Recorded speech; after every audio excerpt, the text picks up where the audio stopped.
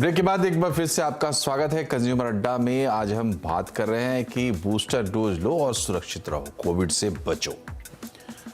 तो डॉक्टर रावत, जो post Covid की स्टडीज हुई हैं, अलग अलग टुकड़ों टुकड़ों में बहुत सारी बातें आती हैं, लेकिन आप एक कॉम्प्रिहेंसिव छोटे में समझाइए हमारे दर्शकों को कि पोस्ट कोविड क्या चीज है। पोस्ट कोविड मनोज जी वो होता है कि आपको कोविड इन्फेक्शन के बाद आपको लॉन्ग टर्म प्रॉब्लम्स हो, एंड कोविड जब सीरियस होता है उसके बाद रिकवरी होती है, उसमें बहुत टाइम लगता है। बहुत सारी चीजें ये भी देखी गई हैं कि कोविड के बाद लंग इन्वॉल्व हो जाता है, एंड कई जो पेशेंट्स हैं उनमें फाइब्रोटिक चेंजेस भी आए हैं। हार्ट में जो होता है मायोकार्डाइटिस हो जाता है, जिससे कि हार्ट वीक हो जाता है। एंड कई बार ये होता है कि जो वीकनेस है वो परसिस्ट काफी लंबे टाइम तक चलती है। हम लोगों ने कई कोविड के बाद जीआई सिम्टम्स भी देखे हैं। अगर आपको याद हो, म्यूकोरमाइकोसिस जो इन्फेक्शन पहले होता था, जी। हम लोगों ने 3-4 मरीज ऑपरेट करे हैं जिनको कि कोविड के बाद में म्यूकोरमाइकोसिस था, जिससे कि 2-3 मरीजों में आंतें भी फट गई थी। तो इसीलिए जो हम लोग कहते हैं कि कोविड को हल्के में नहीं लेना है, और हल्के में इसलिए भी नहीं लेना है, हम लोग देख चुके हैं कि 4 करोड़ से ज्यादा हमारी पॉपुलेशन कोविड से अभी तक संक्रमित हो गई है। और हम लोग ये भी देख रहे हैं, ऑल्दो हमारे नंबर कम हैं, 7,946 नंबर हैं कल के, लेकिन अगर आप गौर करें 37 डेथ्स भी हुई हैं उसमें।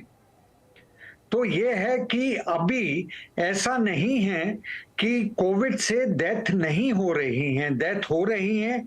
और उसके बाद जैसे आपने पोस्ट कोविड आपने बताया है, वो भी बहुत सारा प्रॉब्लम वाली बात है।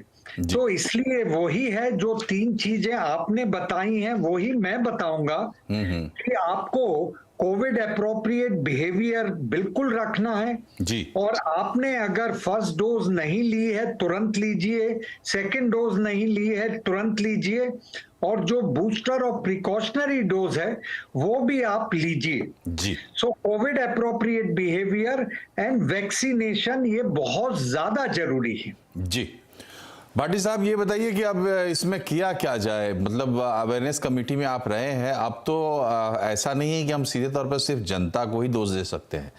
मीडिया से लेकर जो भी हमारी सांस्थानिक व्यवस्था है, इंस्टीट्यूशनल अरेंजमेंट्स है, सब जगह कहीं ना कहीं थोड़ी बहुत ढिलाई, रिलक्टेंस देखने को मिल रहा है। तो करना क्या चाहिए?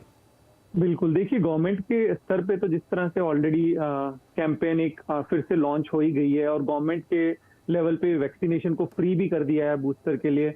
अब मुझे लगता है कि इंडिविजुअल रिस्पॉन्सिबिलिटी निश्चित तौर पे रहती है। और इसके अलावा अवेयरनेस में अभी सिर्फ मुझे जहां तक लग रहा है कि जो हमारे रूरल एरियाज है और काफी सेमी अर्बन एरियाज है, स्पेशली रूरल, उसमें तो बहुत ही कम बूस्टर डोज हमारी कम हुई है, क्योंकि उधर लोगों को पता भी नहीं है कि हमें एक और डोज जी। तो वहां पर बढ़ाने की जरूरत है अवेयरनेस अभी।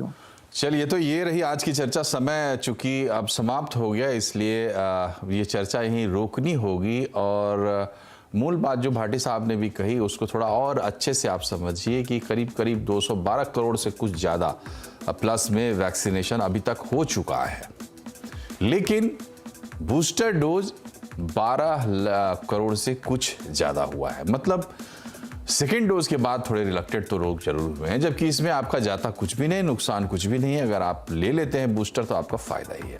आप तीनों मेहमानों का बहुत बहुत शुक्रिया हमसे जुड़ने के लिए। कार्यक्रम में फिलहाल इतना ही। नमस्कार।